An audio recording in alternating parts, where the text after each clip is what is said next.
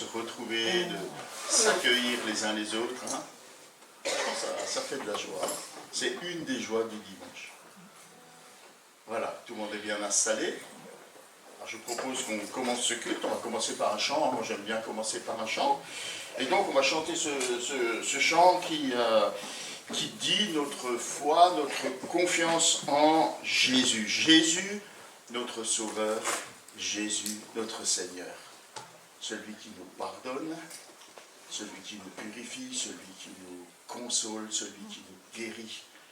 Et je prie qu'on puisse expérimenter cela ce matin. Si vous pouvez, levez-vous et chantons ensemble. Je crois en Jésus.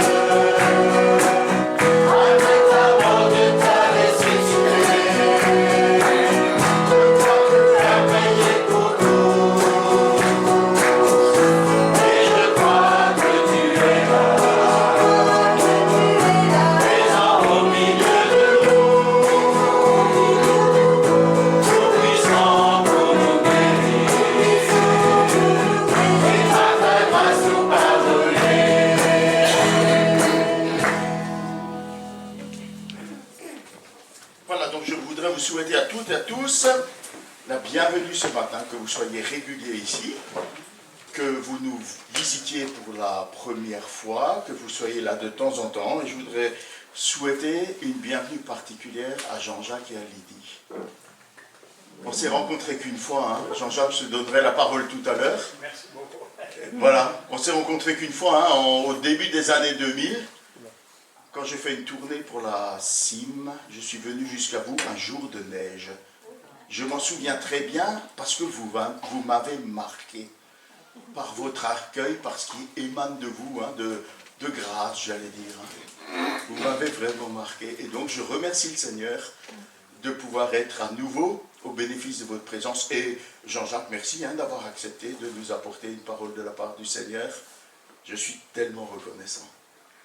Voilà, mais bienvenue à chacun et à chacune. Et je prie que ce moment, on aura aussi des témoignages ce matin, que ce soit un moment vraiment de bénédiction pour chacun et chacune d'entre nous, et que nous puissions en retour apporter de tout notre cœur, avec esprit et vérité, notre reconnaissance, notre adoration envers ce Sauveur, ce Fils de Dieu qui est venu vers nous, qui a souffert, qui est mort à notre place, et qui nous accorde par son œuvre son pardon, le salut, la vie éternelle, la réconciliation avec le Père, que vraiment ces vérités remplissent nos cœurs et les fassent déborder de joie et de reconnaissance.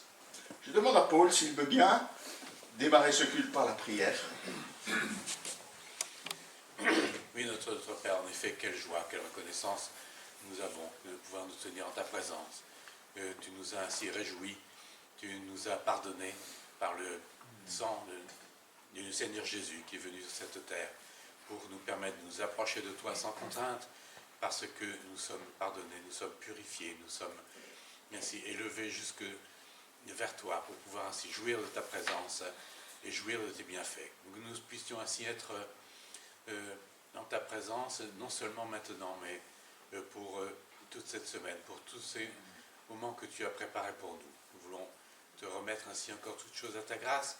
Nous voulons aussi te remettre tous ceux qui sont retenus d'une manière ou d'une autre, afin que tu bénisses chacun et que tu puisses être ce petit sanctuaire pour chacun et que tu puisses ainsi déverser ta grâce sur chacun. Nous voulons te louer, t'honorer, te rendre tout l'amour qui t'est dû, et cela nous le faisons encore en t'adressant cette prière, dans le précieux nom de notre Seigneur et Sauveur Jésus. Amen. Amen. Je vous propose de chanter un deuxième chant qui s'appelle Majesté, qui dit « Me voici, confondu par ta majesté. Je suis devant toi, je suis émerveillé, je t'apporte mon hommage et mon adoration. »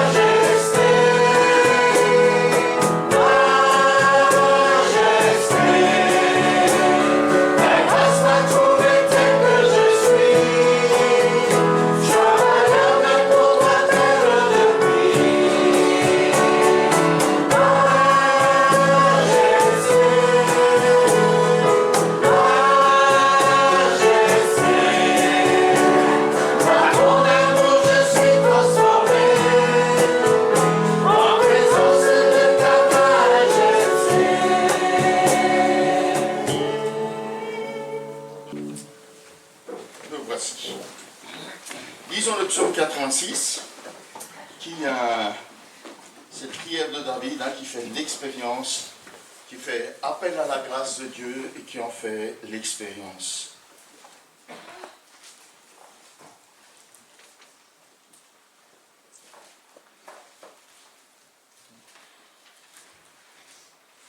Il dit, tends vers moi ton oreille éternelle, réponds-moi, car je suis pauvre et affligé. Viens protéger ma vie, car je te suis attaché. Toi, mon Dieu, sauve-moi, je suis ton serviteur, je me confie en moi. Ô Seigneur, fais-moi grâce, je crie vers toi sans cesse. Réjouis ton serviteur, car c'est toi, Seigneur, car c'est vers toi, Seigneur, que je me porte. Car tu es bon, tu es prompt à pardonner, riche en amour pour tous ceux qui t'invoquent. Écoute ma prière, ô Éternel, sois attentif à mes supplications. Au jour de ma détresse, c'est vers toi que je crie, car tu me répondras. Parmi les dieux, Seigneur, nul n'est semblable à toi. Aucun ne pourrait accomplir des œuvres semblables aux tiennes. Tous les peuples que tu as faits viendront se prosterner devant toi, ô Seigneur, et ils te rendront gloire. Car tu es grand, et tu accomplis des prodiges, et c'est toi seul qui es Dieu. Enseigne-moi, ô Éternel, la voie que tu veux que je suive, et je me conduirai selon ta vérité. Accorde-moi un cœur tel qu'il te craigne sans partage. De tout mon cœur, je te louerai. Seigneur mon Dieu, je te rendrai gloire à toujours. Car ton amour pour moi est grand, et toi, tu me délivres du gouffre du séjour des morts. Il poursuit, ô Dieu des hommes arrogants, se dresse contre moi, une bande de violents en veulent à ma vie. Il n'y a pas de place pour toi dans leurs pensées. Mais toi, Seigneur, tu es un Dieu compatissant et disposé à faire grâce. Toi qui es lent à la colère, riche en amour fidèle, tourne-toi donc vers moi et fais-moi grâce. Accorde-moi ta force, à moi qui suis ton serviteur. Oh, viens sauver le fils de ta servante. Accorde-moi un signe de ta bonté, que ceux qui me haïssent le voient et soient couverts de honte, car c'est toi, Éternel, qui es mon aide et mon consolateur. Et nous pouvons nous réjouir de ce Dieu, de ces paroles qui montent, de cette expérience, du salut, du pardon, de la bonté, de la compassion du Seigneur.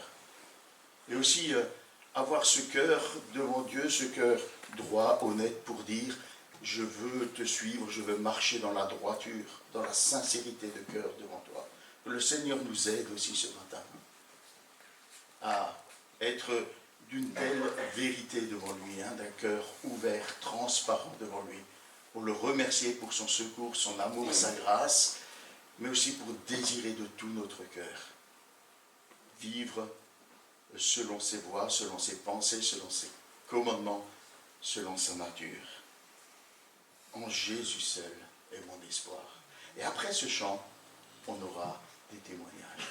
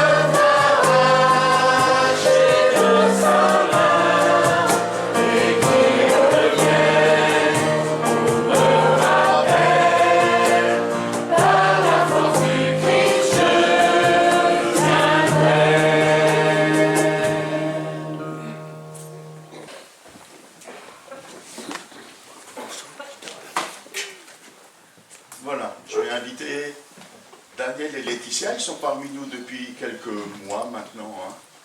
Et je leur ai dit, écoutez, ce serait bien quand même que les frères et sœurs sachent comment le Seigneur a œuvré dans vos vies, comment il a fait de vous ses enfants bien-aimés. Et donc, je vous cède la place, la parole. Alors, pif, paf.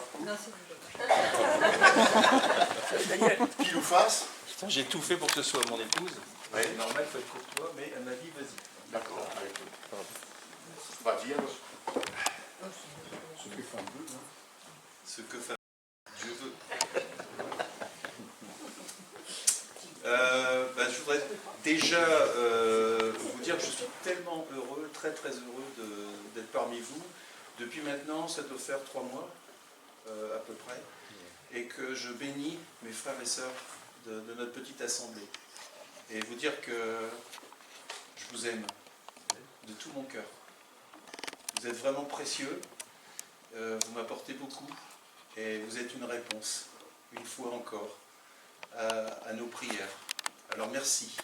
Et franchement, c'est avec beaucoup d'émotion que je le dis, parce que voilà, quoi, on a vécu avec mon épouse une période assez compliquée pendant quelques années, et puis je voulais vous le dire, vous êtes la réponse. Amen. Gloire à Dieu. Si je devais, on va être court, hein, parce que après c'est Jean-Jacques qui va nous apporter la parole, on ne va pas être très long. J'ai pas envie du tout de parler de moi.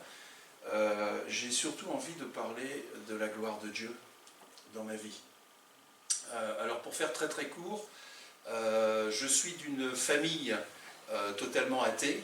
On ne parlait pas de Dieu du tout à la maison. J'ai été donc élevé dans un foyer pratiquement agnostique, enfin on ne parlait pas de Dieu du tout, avec un papa qui m'a appris à voler, qui m'a appris à mentir, qui trompait ma mère, qui était violent, pas toujours, hein, il avait des bons côtés, hein, c'était pas non plus... mais il faut savoir que j'ai été élevé dans un contexte qui n'avait absolument rien à voir avec la chrétienté, bien au contraire. Mon père était un homme de gauche, il connaissait Guy Mollet, pour vous dire, à l'époque, et c'est pour vous dire qu'il y avait une ambiance à la maison qui était quand même terrible, avec un patriarcat très très prononcé. Donc ma mère en a vu toutes les couleurs, et elle a été trompée régulièrement, enfin c'était très compliqué, j'ai vu beaucoup de disputes, j'ai été traumatisé dans mon enfance par la violence de mon père vis-à-vis de ma mère. On était 3 frères, et je peux vous dire que la seule chose qui comptait pour moi, c'était de partir au plus vite. Et le Seigneur, à 17 ans, a fait que mon père m'a mis dehors, donc de la maison.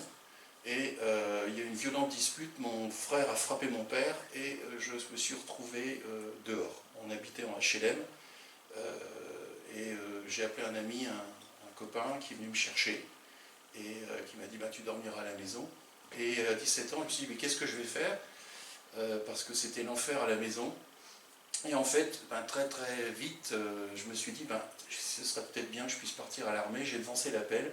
Et à 18 ans, donc, j'ai intégré l'armée, j'ai fait mes 12 mois d'armée. Et la seule chose que j'ai demandé, c'était, comme mes parents n'avaient pas d'argent, c'était que je puisse passer mon permis à l'armée parce que j'avais un talent. Je suis un commercial. Et je voulais être représentant.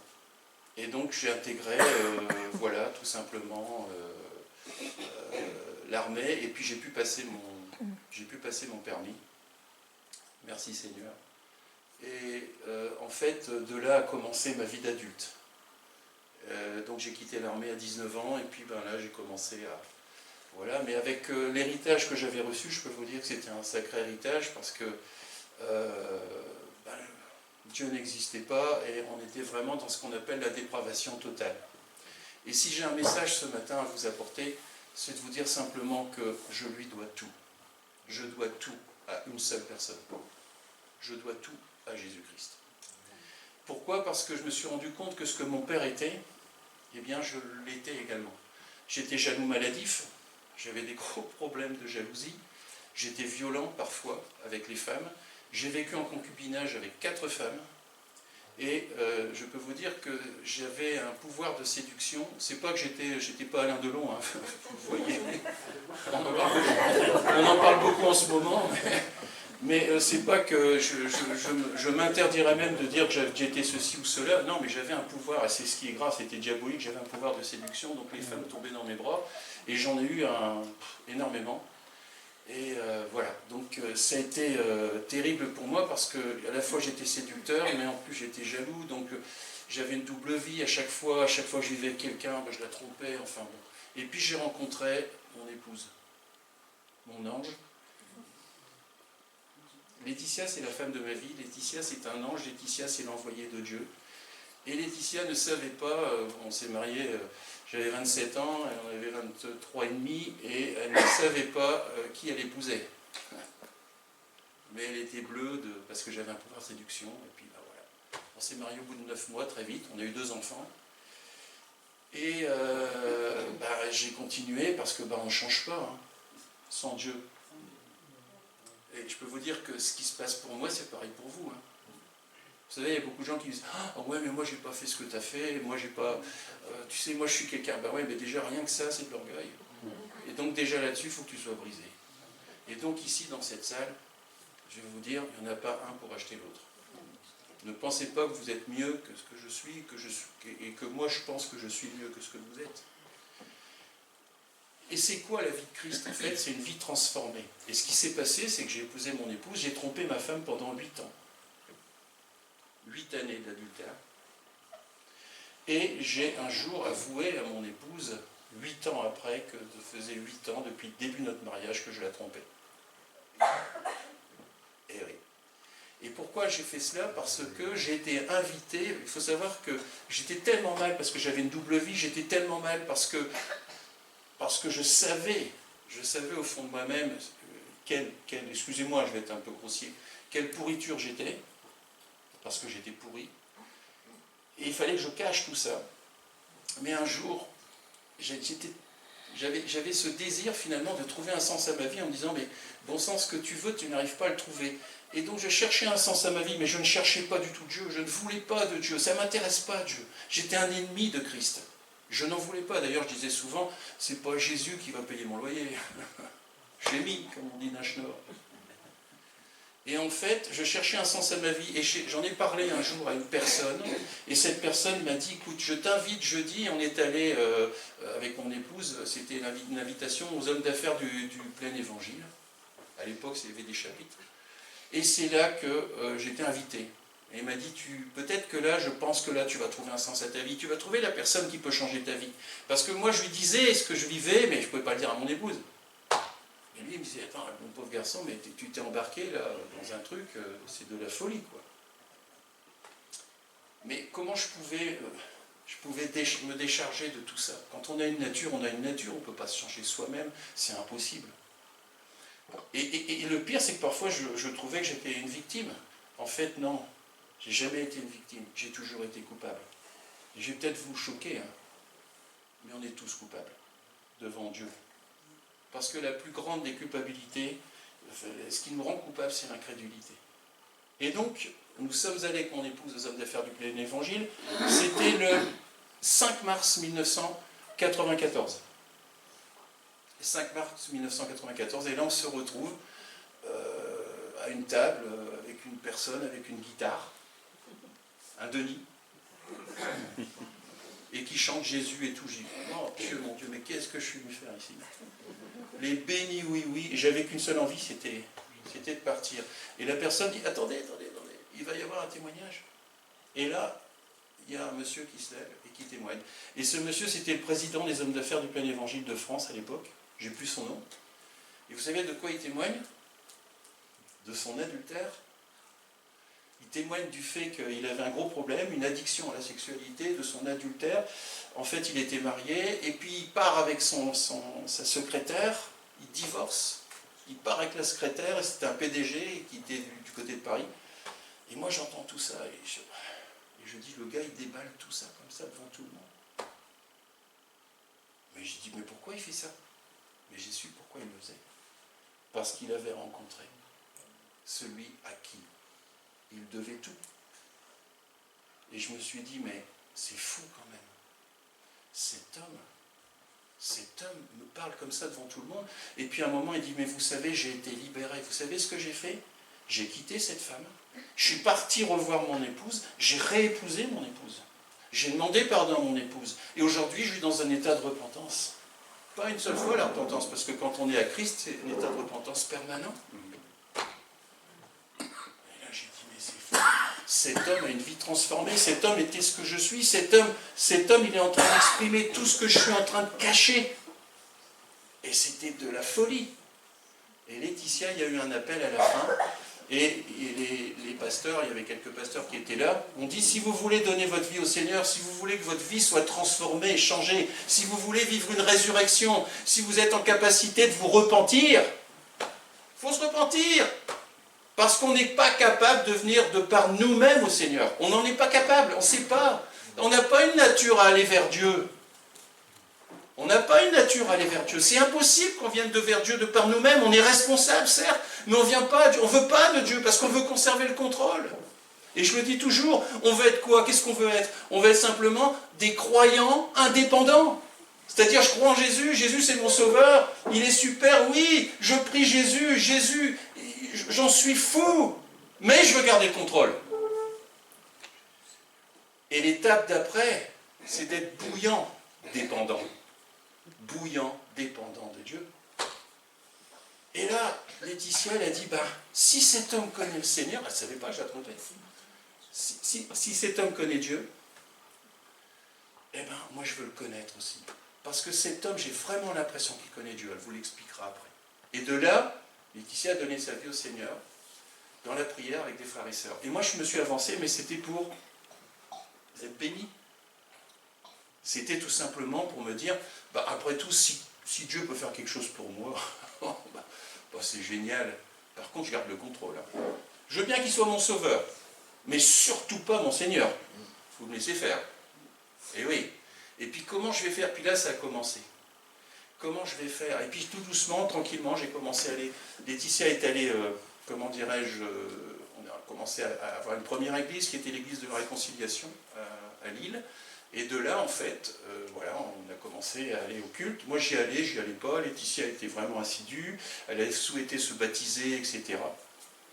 Et moi, très souvent, je restais là le dimanche, quoi. Je préfère aller au marché, je ne m'intéressais pas à l'église. Puis de temps en temps, j'y allais. Puis ça me percutait quand même. Je me disais quand même, mais j'avais toujours ce poids qui était là en moi, de me dire, mais tu vis dans le mensonge, mon garçon. Il y a quelque chose qui ne va pas.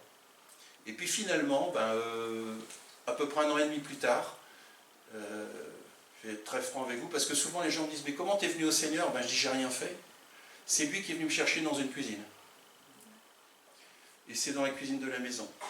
Mon épouse était partie parce que je lui faisais mener une vie d'enfer. Elle est partie avec les 2 enfants à Marseille.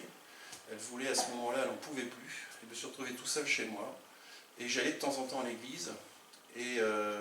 Mais c'était infernal, j'étais un rebelle complet. Et puis, et il s'est passé que je suis allé voir le pasteur de l'église, parce qu'après la réconciliation, on s'est retrouvé à Roubaix. Et Daniel Hermenot, qui est le pasteur de Roubaix, je suis allé, il m'a dit, écoute mon grand, il va falloir vraiment que tu rencontres Jésus. Ils m'ont donné 2 livres avec son épouse, et c'est à ce moment-là que j'ai lu ces 2 livres, et je me suis rendu compte que je ne savais pas du tout aimer ma femme, que j'avais brisé sa vie, que je ne savais pas aimer, et je me suis surtout rendu compte de mon état. J'avais un état de dépravation totale. Et je peux vous dire que là, je n'ai rien fait. J'ai senti une présence et je me suis mis à genoux, j'ai pleuré toutes les larmes de mon corps et j'ai dit, mais Seigneur, qu'est-ce qui se passe?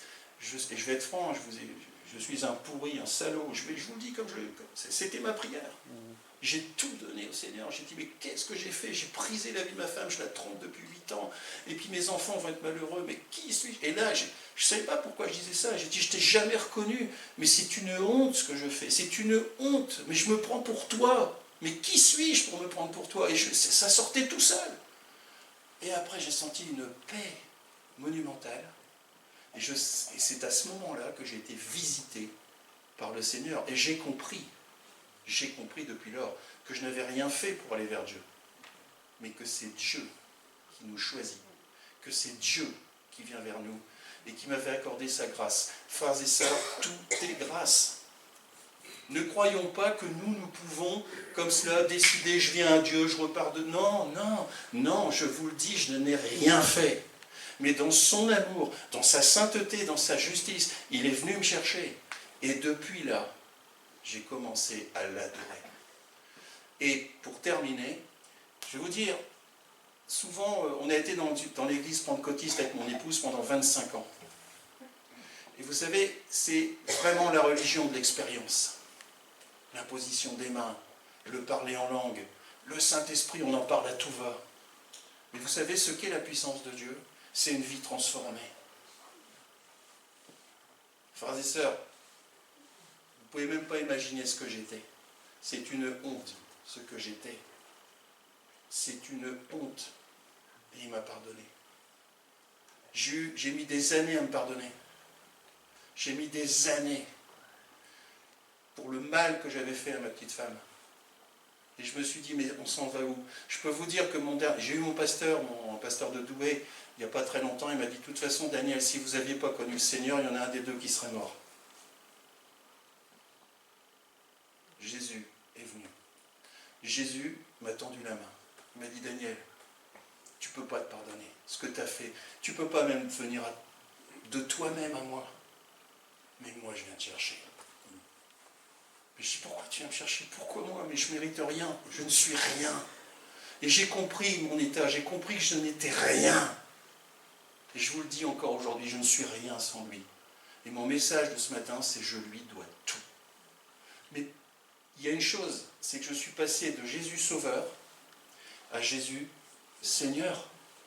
Et c'est qu'aujourd'hui, ma belle-sœur, elle peut en témoigner, mes frères et sœurs, Jean-Jacques, etc., on se connaît. Je vais vous dire, il a transformé ma vie. Mais moi, j'ai rien fait. C'est lui qui fait tout. Alors, ce matin, je voudrais simplement vous dire que, vous voyez, depuis, on a tenu des comptoirs de librairie, pendant 10 ans, on a eu des groupes de prière à la maison. Laetitia a créé le site Il t'aime, c'est merveilleux. En ce qui me concerne, voilà, on a écrit chacun un livre. Il s'est passé plein de choses pendant ces 30 années. Parce que Dieu met en nous le vouloir et le faire. Et le premier des versets qu'il a mis dans mon cœur, c'est « Qu'as-tu que tu n'aies reçu ?» 1 Corinthiens 4, 7. Et si tu l'as reçu, pourquoi fais-tu le fier comme si tu ne l'avais pas reçu? Voilà, c'est simplement, parce que je vais passer la parole à Laetitia, j'étais un peu plus long que prévu, je sais, mais c'est important. Enfin, elle ne va pas être contente, elle va me dire, tu as dépassé ton temps. Mais c'est important, pourquoi? Parce que il faut bien une chose, c'est qu'on lui doit tout. Donc voilà, je vais laisser la parole à Laetitia, mais en tout cas, une vie transformée. Et je vous aime de tout mon cœur.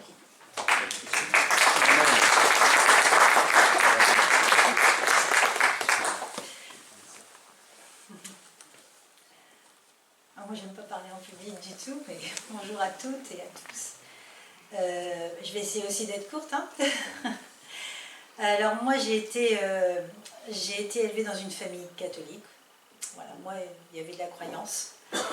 Mais voilà, avec des parents dont la priorité, c'était absolument pas la religion, c'était absolument pas Dieu, c'était rien du tout, c'était vraiment le travail, c'était leur vie. Voilà.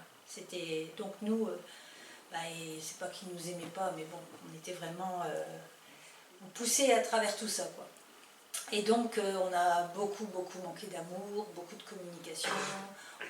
Voilà, donc c'est pas évident du tout pour nous de vivre là-dedans. Donc moi j'ai eu une adolescence extrêmement difficile, puisque dans mon adolescence, je passais mon temps à vouloir rechercher l'amour.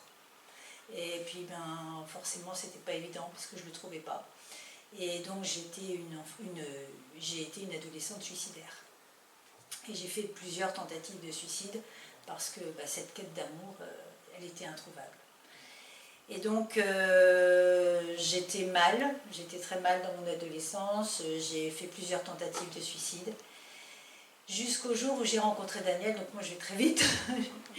J'ai rencontré Daniel à 24 ans, on s'est mariés extrêmement rapidement, en 9 mois on s'est rencontrés, on va dire vraiment, on a commencé une relation en décembre, et au mois de juillet on se mariait. Donc, je ne connaissais pas mon mari, non, en effet. Je suis encore comme ça, je suis une passionnée. Hein. Donc, et c'est vrai que, comme on dit, il y a un proverbe, l'amour rend aveugle. Oui, je me suis vraiment aperçue que l'amour rendait complètement aveugle. Et je ne voyais pas clair, mais bref, j'étais folle amoureuse, donc je l'ai épousé. Et pourtant, j'avais vu hein, des choses, mais j'y suis allée quand même. Enfin, voilà. Il y avait déjà eu un acte de violence avant le mariage. Mais je sais pas. Mais en même temps, je sais aujourd'hui pourquoi. Mais bon, à l'époque, je ne savais pas. Et puis, bon, on a eu une relation extrêmement passionnée, mais extrêmement compliquée. Extrêmement compliquée, puisque comme il vous a expliqué sa vie, ben, moi, j'étais pas du tout comme ça. Moi, j'étais droite. Moi, j'espérais qu'une chose, c'est rencontrer le prince charmant. C'est, voilà, comme toutes les femmes, en général, on veut rencontrer l'homme avec qui on va avoir des enfants. Et puis, ben, c'était loin d'être facile. C'était vraiment très compliqué. Et puis, j'étais vraiment... ben, j'ai même, juste après le mariage, j'ai refait une tentative de suicide. 3 jours après. Hein, 3 jours après. Et puis, bon, qui n'a pas marché, puisqu'à chaque fois, hein, ça n'a pas marché. Ensuite, on a eu des enfants, on a eu Chanel très très très vite. Je sais pourquoi on a eu Chanel très très vite, parce que je crois qu'on ne serait pas restés ensemble si on n'avait pas eu un enfant. Et puis, les années ont passé, comme il vous a expliqué. Hein, moi, je ne connaissais pas sa vie, pas du tout. Hein, je ne soupçonnais rien du tout. Mais c'était extrêmement compliqué, attention. Hein, ça ne se passait pas bien à la maison, puisqu'il était extrêmement jaloux, maladif. Donc forcément, moi, j'étais soupçonnée toujours de faire le mal, alors que je ne faisais rien de mal. Mais bon, c'est normal. En général, quand on fait le mal, on voit le mal chez les autres. Voilà. Donc voilà. Donc, ce qui fait que ma vie, j'étais pas heureuse du tout. Moi, j'avais qu'une envie, c'était de mourir. J'étais pas heureuse. Je ne trouvais pas l'amour, je ne trouvais pas le bonheur, je ne trouvais rien. Donc, c'était vraiment très compliqué. Jusqu'à ce jour, où après, on a eu aussi notre fils, 5 ans après. Et puis, non, pas 5 ans après, mais 5 ans et demi après, mais comment dire, bref. En 94, quelques mois après la naissance d'Édouard, on a cette réunion, enfin cette invitation. Et là, je peux vous assurer que moi, ça a été une transformation, mais ça a été, je suis venue à cette réunion, j'ai écouté cet homme, je suis venue vraiment comme une femme du monde, hein, habillée, très pimpante, et puis j'avais dit de toute façon, les hommes d'affaires du plein évangile sur l'invitation, j'avais dit, oula, ils mourront pas. Je ne vais pas me laisser piéger par ça, c'est bon tous ces trucs-là. Ma sœur m'en avait parlé quelques années avant, j'avais dit, oh là là, c'est une secte, tout ça. Alors j'y étais allée en me disant, bon, de toute façon ils ne m'auront pas, je vais aller écouter, voilà. Et puis ce jour-là, j'ai été touchée, mais je vous dirais que le témoignage, c'est même pas ce qui m'a touchée. Hein. Le témoignage, c'est lui que ça a plus touché, mais moi c'était surtout cet homme, j'avais l'impression qu'il connaissait Dieu. Et moi je me suis dit, mais cet homme, moi ce que cet homme vit, moi je veux le vivre. Donc j'attendais qu'une chose, moi je veux qu'il prie pour moi. Je veux qu'il prie pour moi, donc... C'est bien, à la fin de la réunion, ils ont appelé justement des gens. Et là, je me suis tout de suite avancée. J'étais la première. Ils ont prié pour moi. Et ce jour-là, mais je suis repartie, j'étais plus du tout la même. Plus du tout la même, j'étais comme ivre. Je peux l'expliquer aujourd'hui. À l'époque, je ne comprenais rien de ce qui se passait. Rien. Je suis rentrée comme ivre et je ne sais pas ce qui se passait. Et on m'a donné des livres, tout. Puis je suis rentrée chez moi. 2 jours après, j'ai dit, écoute, j'ai l'impression qu'on m'a mis des lunettes devant les yeux. Je ne vois plus du tout les choses de la même manière. Et lui, il avait été touché, mais pas de la même manière. Donc, jusque-là, ça a été, on pouvait un peu se parler, tout ça. Mais très très vite, lui, comme il s'était avancé juste pour recevoir les bénédictions, moi, c'était pas du tout la même chose. Moi, j'avais vraiment reçu le Saint-Esprit ce jour-là. J'étais plus la même. Et à partir de là, il s'est passé le fossé s'est creusé entre nous. Déjà, c'était pas facile. Mais alors là, ça s'est super creusé. Donc la vie est devenue épouvantable. Et une petite année après, bah là, je suis passée à l'acte, je me suis pendue. Voilà, je suis vraiment, je pris un fil électrique, je me suis pendue à l'escalier.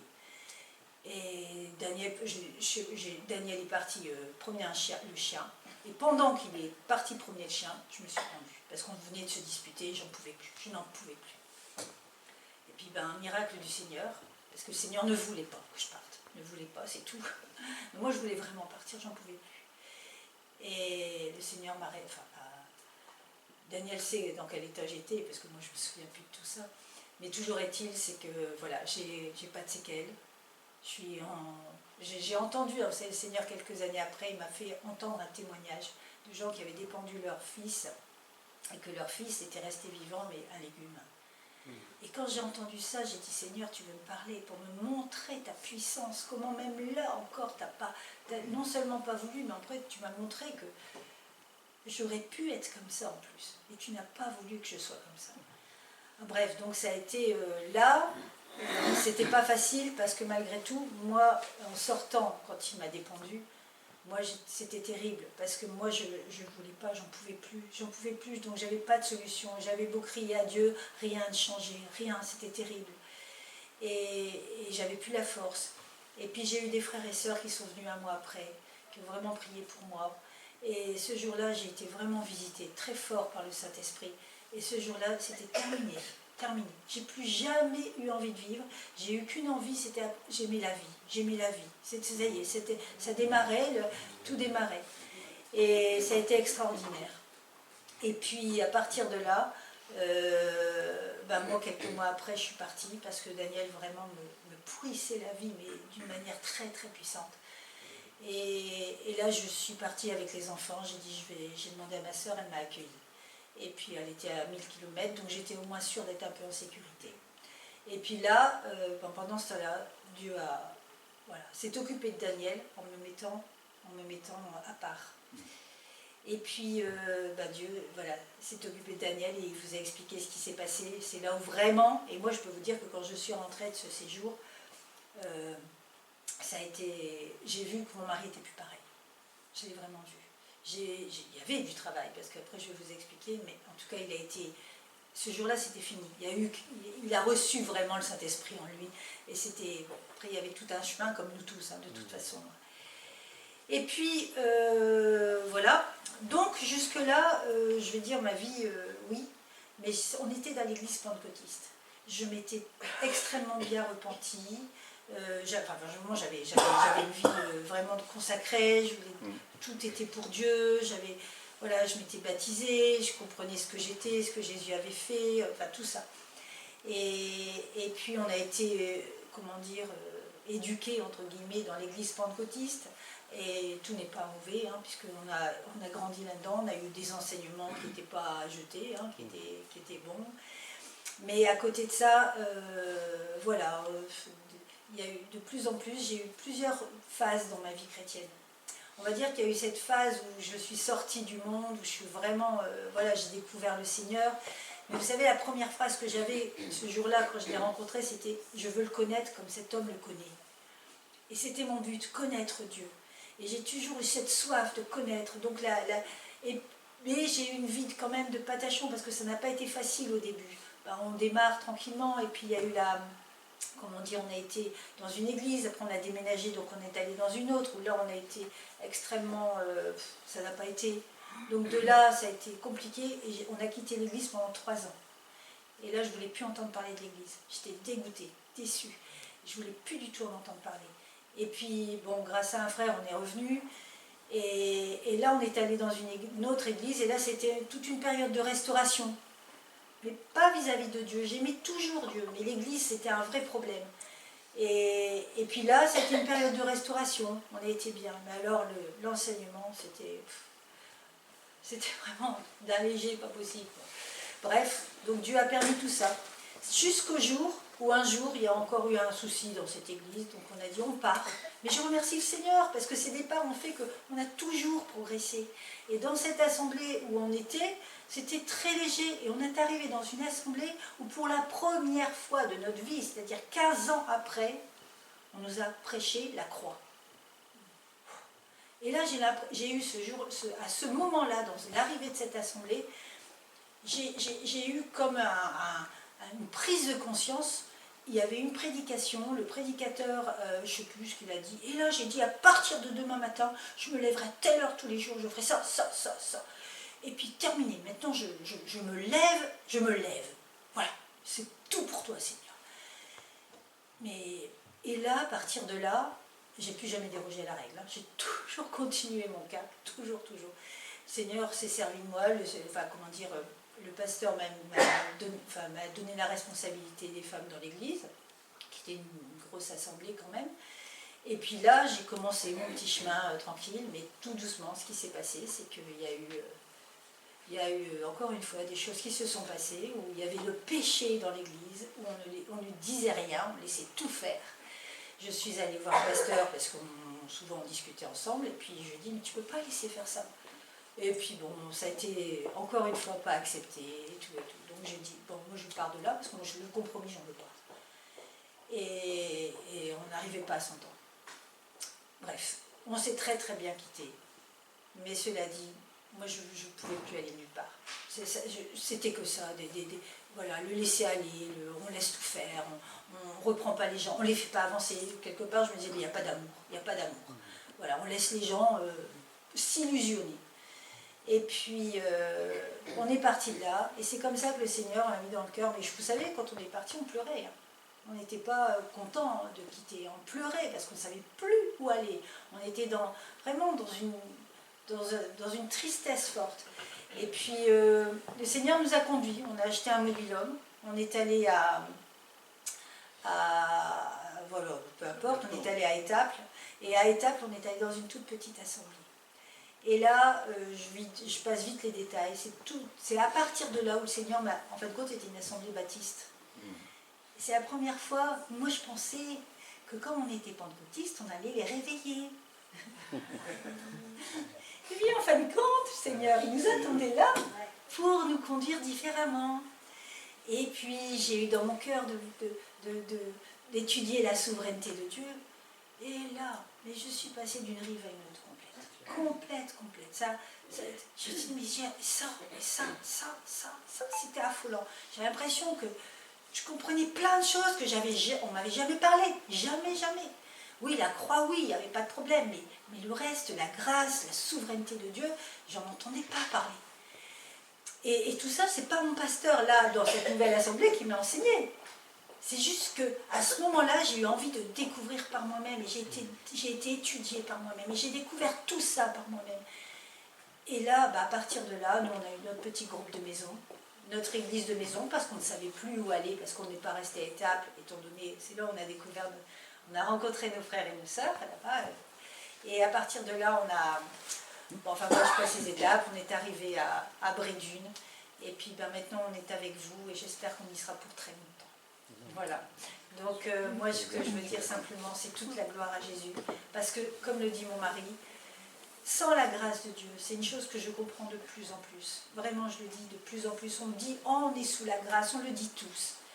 Mais vous savez, j'ai l'impression que la grâce, je ne fais que la découvrir au fur et à mesure.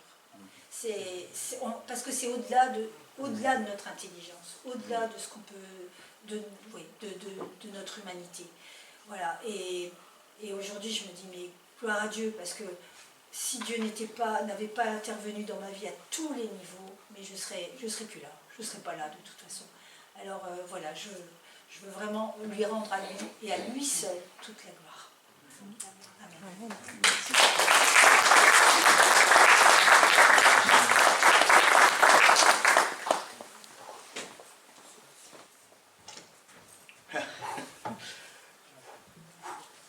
Paul dit que l'évangile, c'est la puissance de Dieu pour le salut de quiconque croit. Et cette puissance, elle est efficace. Hein. Béni soit le Seigneur pour ce qu'il a accompli dans vos vies. C'était un petit peu plus que 7 minutes chacun, mais ça valait la peine, n'est-ce pas?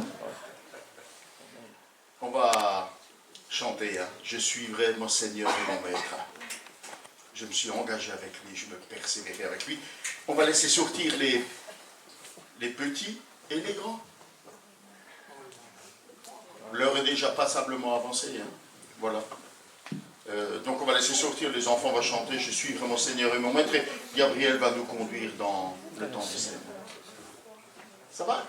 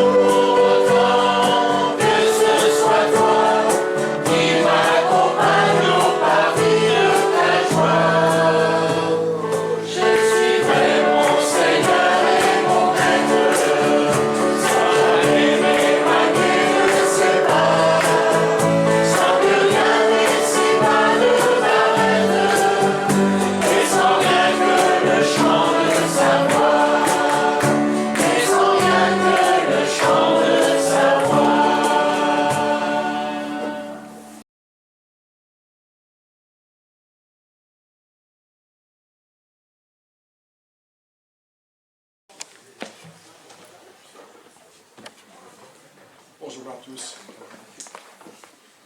C'est bien de connaître le Seigneur. Je ne vais pas être long, mais je vais peut-être lire certains passages. Nous avons évoqué la croix, la puissance de la croix, la puissance de la grâce. Et le jour de la résurrection de Jésus, il y a deux personnes qui sont en route et qui se posent beaucoup de questions. Je vais vous amener en Luc, chapitre 24. C'est connu. Donc c'est très facile à comprendre. Donc ces deux personnes parlent à une troisième, et cette troisième, par notre lecture régulière de la Bible, nous savons que c'est Jésus. Jésus en personne, Jésus ressuscité, qui fait un bout de chemin avec ses deux disciples, je dirais. Des personnes qui le connaissent et qui sont un peu déçues. Au verset 22. Il est vrai que quelques femmes de notre groupe nous ont fort étonnés. Elles sont allées au tombeau très tôt ce matin, mais elles n'ont pas trouvé son corps. Et sont venues raconter qu'elles ont vu apparaître des anges qui leur ont assuré qu'il est vivant. Là-dessus, quelques-uns de ceux qui étaient avec nous se sont aussi rendus au tombeau. Ils ont bien trouvé les choses telles que les femmes les ont décrites, mais lui, ils n'ont pas vu. Alors Jésus leur dit, « Ah, hommes sans intelligence, vous êtes bien lents à croire tout ce que les prophètes ont annoncé. Le Messie ne devait-il pas souffrir toutes ces choses avant d'entrer dans sa gloire? » Qu'est-ce que le Seigneur Jésus aurait pu lire comme texte pour justifier son acte à la croix? Il y a tant de choses quand on s'y attarde. Et très tôt dans la Bible, dans les premières pages, je dirais qu'il y a déjà une annonce de ce qui allait se passer. Prenez votre Bible en Genèse 3 déjà. Genèse 3.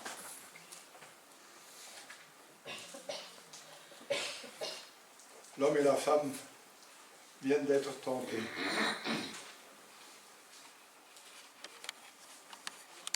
Et puis, c'est le serpent qui a induit Ève en erreur et par la suite Adam. Verset 14. Alors l'Éternel dit au serpent, puisque toi tu as fait cela, tu es maudit parmi tout le bétail et tous les animaux sauvages, tu te traîneras sur le ventre, tu mangeras de la poussière tout au long de ta vie. Et ici le verset qu'il faudra souligner dans vos Bibles, je susciterai de l'hostilité entre toi et la femme, entre ta descendance et sa descendance. Celle-ci t'écrasera la tête et tu lui mordras le talon. On pourrait encore trouver d'autres passages dans la Genèse. Il y a Abraham à qui Dieu réclame son fils. Dieu veut que Abraham sacrifie son fils. Et on voit que Dieu pourvoira. Il y a là un bélier qui est retenu par ses cornes dans un buisson. On pourrait évoquer dans le Lévitique les différents sacrifices. Mais je vais sauter très loin. Je veux vous amener en Ésaïe. Et c'est là que je veux vraiment en venir. Ésaïe 42 pour commencer.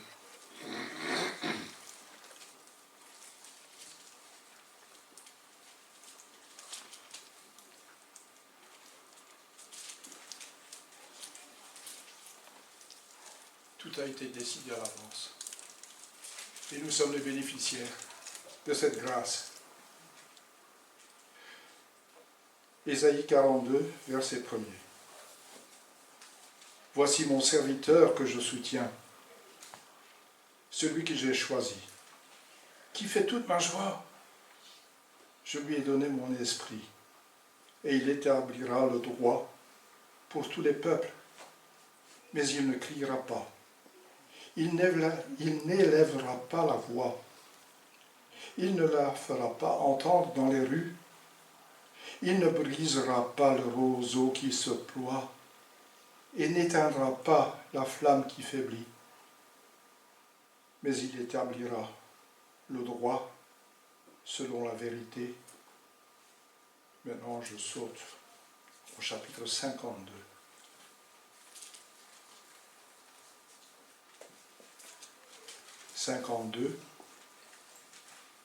Verset 13. Voici mon serviteur agira en toute sagesse. Il sera haut placé, très élevé, grandement exalté. Beaucoup ont été horrifiés tellement son visage était défiguré. Et tant son apparence n'avait plus rien d'humain. Car il accomplira le rite de l'aspersion pour des peuples nombreux. Les rois à son sujet resteront bouche close, car ils verront eux-mêmes ce qui ne leur avait pas été raconté. Ils comprendront ce qui ne leur avait pas été annoncé, excusez-moi. Qui a cru à notre message? À qui a été révélée l'intervention de l'Éternel? Il a grandi tout droit, comme une jeune pousse, ou comme une racine sortant d'un sol aride. Il n'avait ni prestance ni beauté pour retenir notre attention, ni rien dans son aspect qui pût nous attirer. Il était méprisé, abandonné des hommes, un homme de douleur, habitué à la souffrance. Oui, il était semblable à ceux devant lesquels on détourne les yeux. Il était méprisé et nous n'avons fait de lui aucun cas. Pourtant, en vérité, c'est de nos maladies qu'il s'est chargé et ce sont nos souffrances qu'il a prises sur lui. Alors que nous pensions que Dieu l'avait puni, frappé et humilié, mais c'est pour nos péchés qu'il a été percé. C'est pour nos fautes qu'il a été brisé. Le châtiment qui nous donne la paix est retombé sur lui. Et c'est par ses blessures que nous sommes guéris. Nous étions tous errants, pareils à des brebis. Chacun de nous allait par son propre chemin. L'Éternel a fait retomber sur lui les fautes de nous tous. Il était maltraité et il s'est humilié. Il n'a pas dit un mot. Semblable à un agneau mené à l'abattoir, tout comme la brebis muette devant ceux qui l'attendent, il n'a pas dit un mot. Il a été arraché à la vie avec violence suite à un jugement.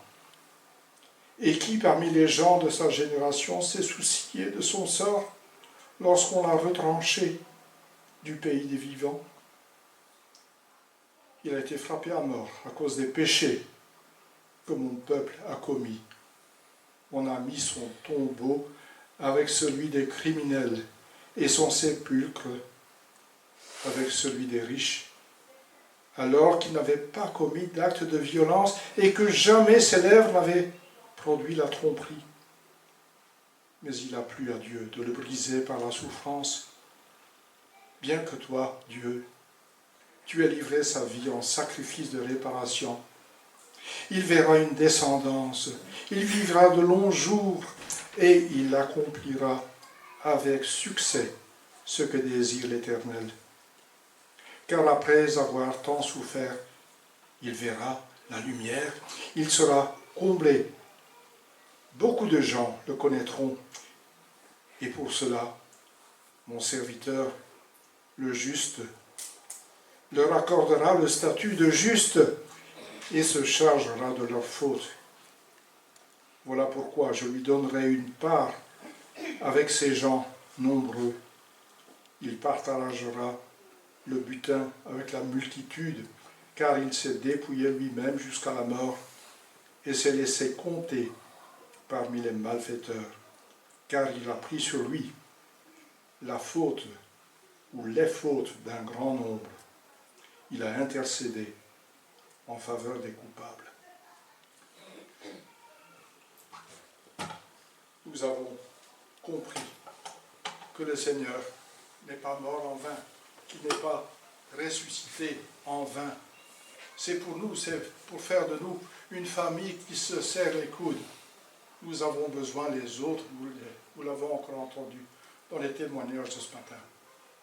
Ça vous prend au triple ce que nous avons entendu ce matin. Nous avons un Seigneur merveilleux qui nous invite à sa table ce matin. Nous avons compris qu'il nous aime tant. Nous nous sommes fait baptiser et nous comprenons que maintenant, que désormais nous sommes une famille. Et le Seigneur a voulu ce matin, par ces signes, nous rassembler afin que nous puissions penser à tout ce qu'il a vécu.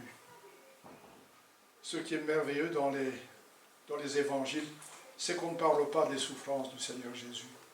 C'était commun du temps de Jésus de mourir sur une croix. Il y avait des Romains qui étaient là, en Palestine, et qui imposaient une loi très rigoureuse. De nombreuses personnes mouraient sur la croix. Mais notre Seigneur Jésus est passé par là aussi par une mort cruelle. On ne l'a pas attaché avec des cordes, on l'a cloué sur la croix parce qu'on avait peur qu'il s'échappe. Ce sont probablement les Juifs qui ont dit, oui, retenez-le sur cette croix, afin qu'il meure. Mais nous savons que là, sur la croix, Jésus a pris sur lui nos péchés, et que désormais nous sommes libres, graciés. Nous n'avons aucun mérite, rien. C'est la foi qui nous a amenés à Jésus. C'est lui qui nous a attirés par son Saint-Esprit. Et maintenant, que ceux qui se sont fait baptiser et qui ont compris tout cela participent à ce repas que le Seigneur lui-même a institué.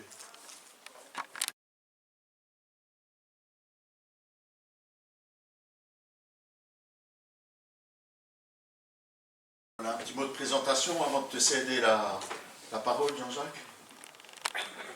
Juste en 2 mots, tu compléteras. Hein. Voilà, donc je vous laisse deviner l'origine de Jean-Jacques. Il a travaillé de nombreuses années, il est aujourd'hui à la retraite hein, avec Lydie, une retraite bien méritée. Et il a été voilà, collaborateur avec France pour Christ, hein, dans cette vision qui a eu cette mission dans le secteur de Lens, l'île d'Ouai, hein, c'est comme ça qu'on disait à l'époque. Et de de ce travail persévérant et fidèle sont nées plusieurs églises qui sont aujourd'hui dans cette union d'alliance pour Christ. Et puis on voit une nouvelle génération qui se lève, là, ça fait plaisir, c'est un beau travail que le Seigneur a accordé, un beau fruit. Et donc, moi je suis tellement content, Jean-Jacques, de te céder maintenant la parole. Tu compléteras, suivant ce que tu juges nécessaire. En tout cas, que le Seigneur nous accorde sa bénédiction par la parole qu'il t'a confiée. Merci. Un grand merci, Marc, pour déjà l'invitation de venir ici chez vous. C'est vrai qu'avec Lydie, mon épouse, ça nous fait un grand plaisir d'être avec vous. C'est vrai qu'on est parti assez rapidement d'Alsace, où j'étais d'abord pasteur à Brumath. Ensuite, on est la plus grande partie de notre vie, c'était dans le nord, effectivement, chez les Ch'tis. Et donc c'est là qu'on a vu naître des églises. Et aussi, bien sûr, là, nous sommes dans une nouvelle phase, parce que ça fait 15 ans que je suis en retraite. Et voilà, nous sommes dans le Pas-de-Calais maintenant pour la retraite. Et donc c'est là que nous avons découvert Daniel et Laetitia, le petit groupe que nous avons visité depuis 1 an, 2 ans, combien? 3 ans, voilà, le temps passe. Voilà, un grand merci pour l'invitation et c'est un grand plaisir de vous voir, de vous connaître. J'ai aussi parlé avec une sœur en Christ qui a perdu son mari, je ne savais pas, et j'étais très content de la revoir. Oui, c'est un plaisir en se rappelant des années. Tout ce qu'on a vécu dans la région, c'est extraordinaire. La bonté et la fidélité de Dieu. Pour aujourd'hui, donc, la réflexion un petit peu, ce que j'ai préparé, c'est la question de notre création. Notre création, on a été créé, bien sûr, pour ressembler à Christ. Créé pour ressembler à Christ. Donc, ce matin, je me retrouve ici, devant la création de Dieu. Tu as été créé par Dieu pour un objectif précis, pour ressembler à Christ. Donc, je suis devant l'éternité ici. Vous êtes fait pour l'éternité. Pour être à l'image de Christ, c'est extraordinaire. Déjà, nous voyons ce qui est extraordinaire, c'est notre corps, comment il fonctionne, etc. Mais le fait que c'est pour l'éternité que tu as été créé, c'est extraordinaire et que le temps qui se passe jour après jour pour chacun de nous, c'est déjà en vue une préparation pour ce que nous serons demain dans l'éternité. Donc ce que nous vivons aujourd'hui, quelque part, c'est déjà dans l'éternité. Vous voyez ce que je veux dire? Ça fait partie de l'éternité. Ce que nous vivons aujourd'hui, ça a des conséquences pour demain. Mais déjà là, eh bien, le Créateur nous a fait, le Créateur ne nous laissera jamais tomber. Le Créateur ne peut pas laisser tomber ce que lui a créé. Tu es dans sa main, aussi dans les moments difficiles et d'épreuves. C'est un petit peu de ça qu'on va parler ce matin. Oui, nous le savons, c'est une réalité biblique créée pour ressembler à Christ, mais dans la pratique, et ça je le remarque pour moi-même, nous sommes quand même très préoccupés de nous-mêmes, de nos projets, de nos désirs, jour après jour. Alors, il y a voilà, le portable, il y a l'ordinateur, il y a la voiture, il y a... Dans la pratique, nous sommes quand même très préoccupés, finalement, de nous-mêmes. Et là, je pense au prophète Ézéchiel, qui a dû dire au roi de Tyr, « Tu prends ton propre cœur pour celui d'un Dieu. Tu prends ton propre cœur pour celui d'un Dieu. » Est-ce que c'est vrai que finalement, dans la vie de tous les jours, est-ce que je suis devenu un Dieu? C'est-à-dire, je fais ce que je veux finalement. C'est-à-dire, j'obtiens ce que je prévois. Est-ce que, petit à petit, tout tourne autour de moi? je vois aussi, pour ma retraite, que c'est une tendance qui pourrait venir. C'est que comme on n'est plus tellement actif à courir, etc., avoir un grand programme, eh bien, tout doucement, on pourrait tourner autour de soi-même. Ce n'est pas pour cet objectif que Dieu nous a fait. Non. Christ en nous nous permet de rester dans le bon cap.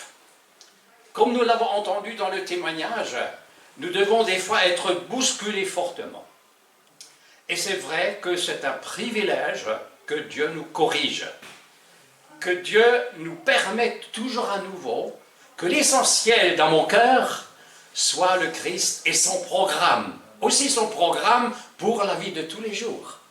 Et c'est vrai, quand nous commençons le matin en priant, eh bien déjà la prière du Notre Père nous met dans le bon couloir. Que ton nom soit sanctifié, que ton règne vienne, que ta volonté soit faite. Vous voyez, moi, quand je prie le matin ça, je dis, Seigneur, je suis d'accord, oui, je suis d'accord, Jean-Jacques, que toi tu me diriges. Si je voulais faire quelque chose et que Dieu dit, peut-être c'est mieux de t'occuper de ton voisin, eh bien, je suis d'accord. Vous voyez ce que je veux dire?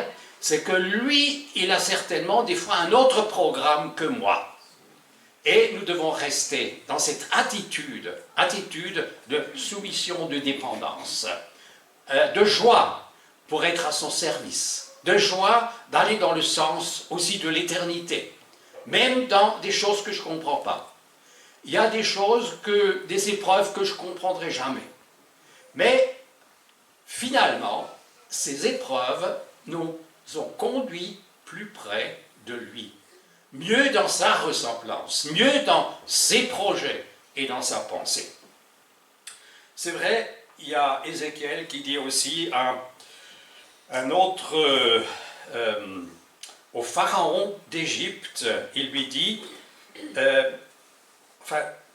il fait le reproche, parce que voilà ce qu'il dit, le pharaon d'Égypte, « Mon Nil est à moi », donc le fleuve Nil est à moi, « c'est moi qui me suis fait. » Mon Nil est à moi, c'est moi qui me suis fait. Extraordinaire. Et ça, c'est au fond, la tendance aujourd'hui, c'est tout tourne autour du moi. C'est incroyable.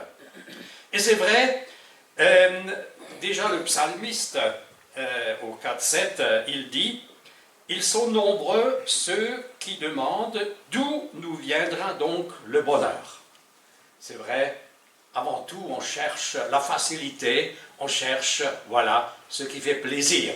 D'un côté, c'est justifié, et le Seigneur nous fait des plaisirs, hein, nous sommes tous d'accord.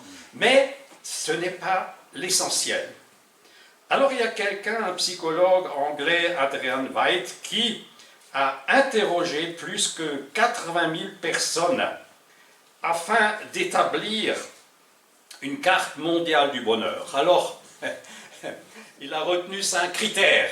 Question de santé, de richesse, éducation, identité nationale, beauté des paysages.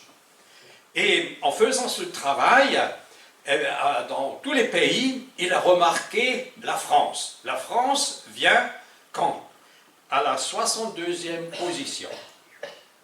Donc bien en arrière de beaucoup de pays. Alors on peut se demander pourquoi les Français ne sont pas plus heureux. Même que bien sûr les problèmes ne manquent pas, pourtant ils possèdent un très beau pays, une vraie qualité de vie, un excellent système de santé, des aides sociales importantes, une démocratie vivante. Mais finalement, d'où vient ce mal-être profond du français en général? Alors, un autre philosophe, Blaise Pascal, eh bien, il a trouvé la solution, la vraie solution. Il dit, le bonheur n'est ni hors de nous, ni en nous, il est dans Dieu. Le bonheur est dans Dieu. Nous venons de prendre la scène. Le pain. Le vin. Et en fait, cette nourriture-là, cette nourriture que nous prenons, c'est spirituellement le Christ en nous. Nous avons reçu Christ, Christ ressuscité.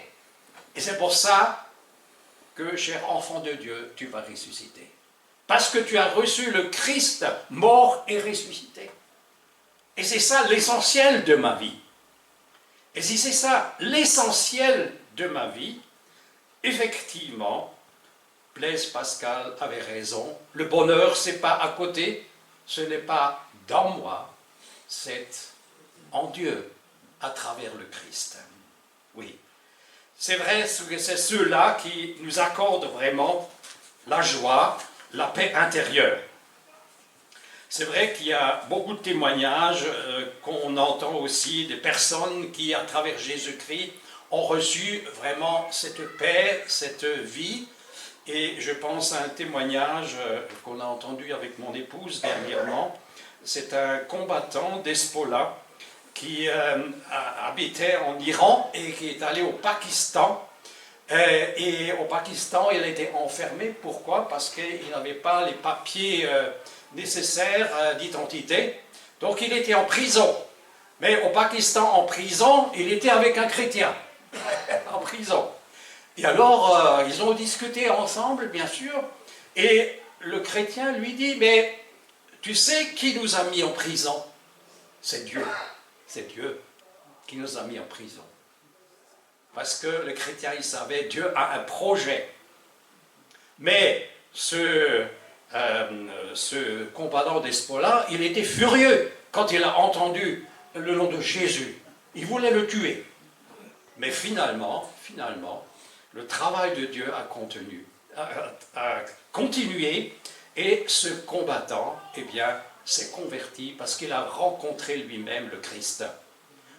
Il a vu le Christ et il s'est soumis à Christ, il a reçu le Christ. Oui, c'est formidable, le changement que Dieu opère dans la rencontre avec le Christ.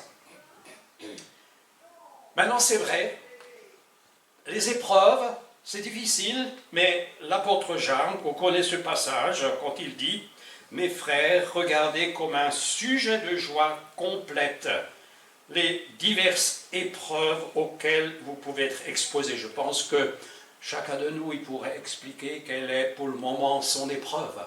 Je crois que tout le monde passe par là, et un autre passage nous dit aussi dans Hébreux, c'est Dieu prouve son amour envers nous en nous corrigeant. Voilà. Eh bien, c'est un privilège si tu connais des épreuves. Parce que justement, Dieu, il veut quelque part, voilà, nous rendre selon lui. Et l'apôtre Paul, il va même plus loin en nous encourageant à regarder le Christ, sur le Christ.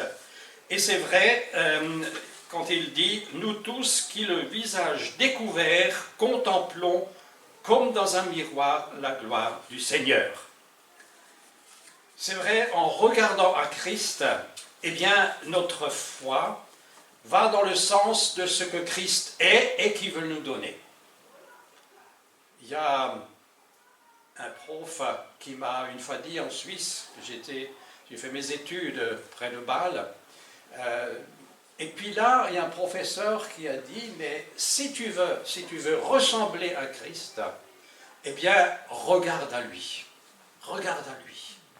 Et c'est vrai que en regardant à lui, en regardant sa parole, en le trouvant tout à nouveau, eh bien, c'est vrai, le Seigneur peut faire un travail dans le sens que ce que Christ a accompli, ce n'est pas pour lui-même, c'est pour toi et moi. C'est-à-dire que ce qu'il a souffert, ce qu'il a accompli sur cette terre, tu es le bénéficiaire.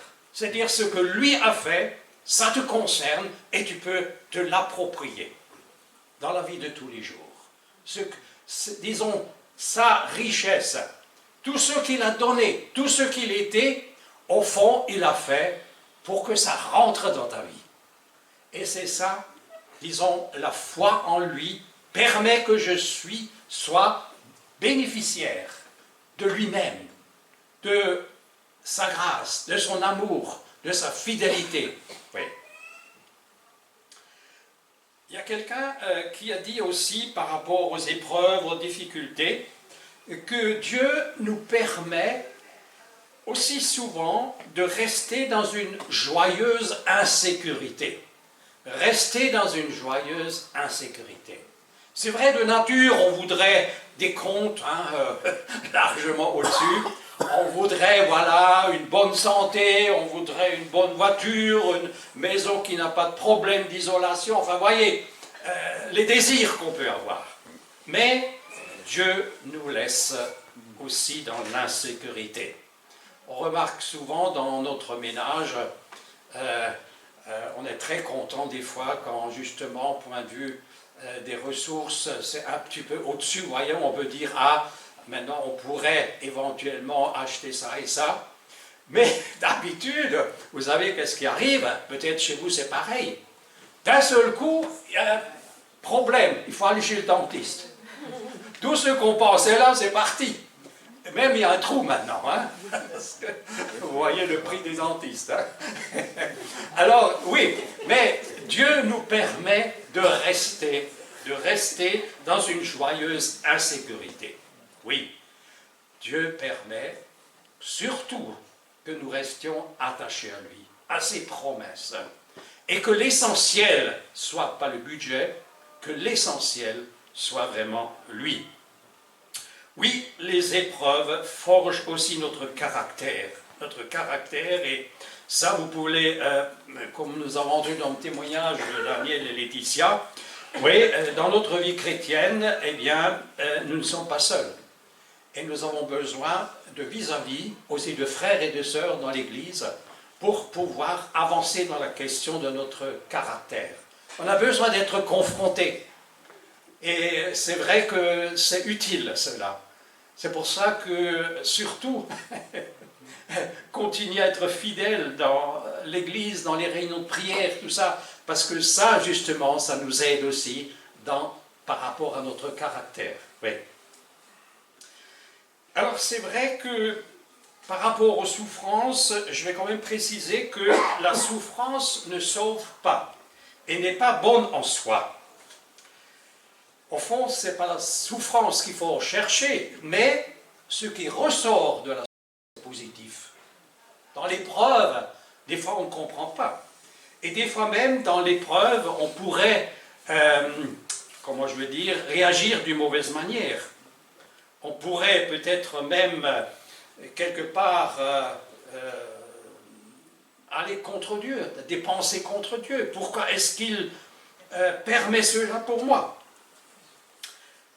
Comment réagir? Eh bien, des fois, ça arrive qu'on n'a pas de réponse. Des choses qui nous arrivent et on ne sait pas pourquoi. C'était le cas pour Job. Dieu n'a pas expliqué à la fin de l'épreuve de Job, il lui a dit, mais écoute, tu étais, finalement maintenant ça va bien. Tu as été exaucé, tu as de nouveau une femme, tu as de nouveau des richesses. Je vais maintenant t'expliquer pourquoi c'est arrivé. Non, non, il n'y a pas ça, non, non. Des fois, on ne sait pas pourquoi. Mais le plan de Dieu est toujours le meilleur. Et comment l'accepter? C'est par la foi, dans la confiance que nous pouvons le recevoir, l'accepter. Je termine simplement en me disant, c'est que dans les épreuves, dans les difficultés, eh bien, ce qui reste, c'est cette assurance que Dieu nous a donnée. Par exemple, Jésus dit aux disciples, « Ne vous réjouissez pas que les esprits vous soient soumis, mais réjouissez-vous que votre nom soit écrit dans le livre de vie. » Et c'est avec cela que je termine. Celui qui t'a créé, c'est celui qui t'a inscrit dans le livre de vie. Déjà avant la fondation du monde, il t'a inscrit. C'est pas parce que tu as fait des efforts pour être un chrétien que tu es inscrit. Est-ce que c'est vrai ça? Simplement tu as répondu à son appel. Mais c'est pas toi qui est à l'origine qui peut dire « Ah, heureusement que, voilà, que j'ai fait cet effort, heureusement que j'ai laissé ma vie du monde. Voilà, je suis quand même bien, hein. Dieu peut être content de moi. » C'est Dieu, comme nous l'avons entendu, que par grâce. C'est Dieu qui a écrit. Alors c'est vrai, dans Apocalypse, nous lisons « Il n'entrera dans la Nouvelle Jérusalem que ceux qui ont été écrits dans le livre de vie de l'agneau. » Le livre de vie de l'agneau. Celui qui veut suivre l'agneau, il va aussi être d'accord de se donner à part entière à lui. Et je dois dire quand même que les moments les plus difficiles et de grandes épreuves dans notre vie, nous avons perdu 2 gendres de 40 ans dans notre famille, dans nos enfants. Donc nous avons 2 filles qui sont maintenant seules. Les 2 gendres avaient 40 ans. Différentes épreuves qui nous ont touchés profondément. Mais au fond, quand on regarde en arrière, on peut dire, Dieu, il est plus grand. Dieu, il sait, il connaît aussi notre situation, nos difficultés. Mais aujourd'hui, après combien d'années, eh bien, vous pouvez voir, autant chez ma femme que moi, nous sommes d'autant plus vivants en Christ. Ce n'est pas l'épreuve qui doit nous enlever la foi. L'épreuve, elle approfondit la foi. L'épreuve, elle regarde à Christ ressuscité. Le Christ ressuscité est en nous. Alors il y a ce passage qui dit aussi, « Celui qui vaincra sera revêtu de vêtements blancs, je n'effacerai point son nom du livre de vie, et je confesserai son nom devant mon Père et devant les anges. » Alors certains vont dire, « Ah, tu vois, il y a quand même une condition pour être dans le livre de vie, celui qui vaincra. » Celui qui vaincra, tous ceux qui étaient sur les bûchers dans le temps, comment ils ont fait pour être fidèles jusqu'à la fin? C'est Dieu qui leur a donné. C'est Dieu qui était fidèle. C'est pas parce que eux, ils pouvaient faire un effort formidable. 1 Jean 5 donne la réponse. Les commandements de Dieu ne sont pas pénibles parce que tout ce qui est né de Dieu triomphe du monde. C'est parce que nous avons en nous un Christ qui triomphe du mal et du monde que nous pouvons dire, à cause de cela, je vais tenir jusqu'à la fin. Même dans l'épreuve la plus terrible. C'est ça la réalité. Christ t'a écrit dans son livre, dans le livre de l'agneau, pour tous ceux qui ont reçu Christ. Tu es écrit dans le livre de l'agneau. Et tu peux dire, ce matin tout à nouveau, Seigneur, oui. Tout à nouveau en reconnaissance, je suis d'accord de suivre le chemin de l'agneau.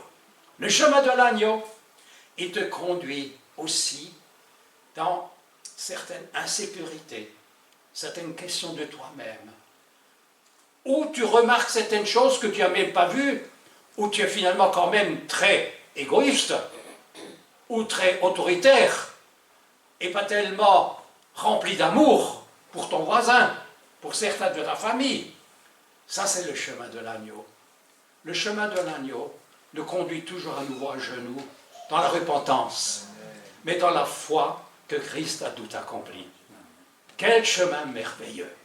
Que le Seigneur vous encourage. Merci de m'avoir laissé la parole, même que déjà, je sais que c'était particulièrement riche ce matin.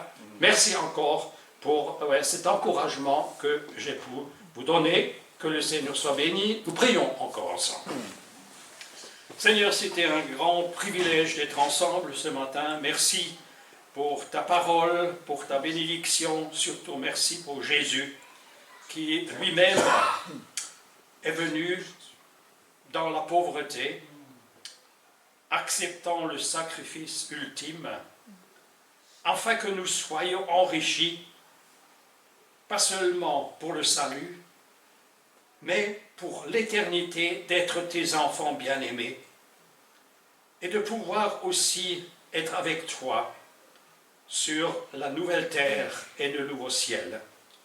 Seigneur, nous t'adorons, nous te bénissons pour tous tes bienfaits. Amen.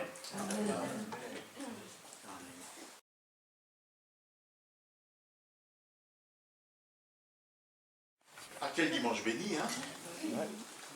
Waouh, merci Seigneur. Hein? Merci Seigneur. Alors merci aussi Jean-Jacques hein, d'être venu jusqu'à nous, d'avoir fait ce long voyage. Hein? Et puis merci Daniel, merci Laetitia d'avoir partagé avec nous hein, cet incroyable chemin où vous avez rencontré le Seigneur, où il a bouleversé vos cœurs et transformé vos vies. Ce que nous avons, je l'espère, hein, je l'espère, ce que nous avons tous expérimenté. Que le Seigneur vous accorde cette grâce. Il est dit, hein, pendant que je t'écoutais Jean-Jacques, je pensais à ce verset où le Seigneur dit à son peuple, « Si tu m'écoutais, ton bonheur serait comme un fleuve. » Comme un fleuve. Que le Seigneur vous permette hein, d'expérimenter ce fleuve de bonheur qui nous est accordé par Jésus-Christ. Hein, par Jésus-Christ. Alors on va passer aux annonces. Voilà, cette semaine. Les dames vont se réunir demain à 14h30 chez Chantal. Donc les sœurs, hein, voilà, elles sont toutes les bienvenues.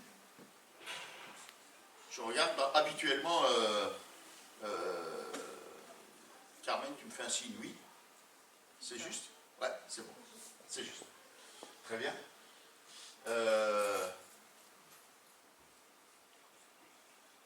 Réunion de prière, donc ça c'est écrit en grand, c'est pour vous dire l'importance de cette rencontre. Hein. Donc mercredi ici à 19h30. Est-ce qu'il y a les jeunes samedi? Donc voilà, samedi ici le groupe de jeunes, hein, ils se reconnaissent. Donc tous ceux qui font des baskets peuvent venir. Et dimanche prochain, un nouveau temps de reconnaissance, d'adoration et de bénédiction dans la communion fraternelle. Donc revenez dimanche, tous ceux qui peuvent et qui veulent, vous êtes les bienvenus. Hein, voilà. Et nous aurons dimanche prochain un temps de communion particulier, on va rester ensemble et on va avoir un bar à soupe. Alors tu sais faire une bonne soupe, ben, tu l'amènes et on va partager ça avec, voilà, à côté du pain, du fromage, charcuterie, boisson. Et n'oubliez pas le dessert, hein, les frères aiment les desserts.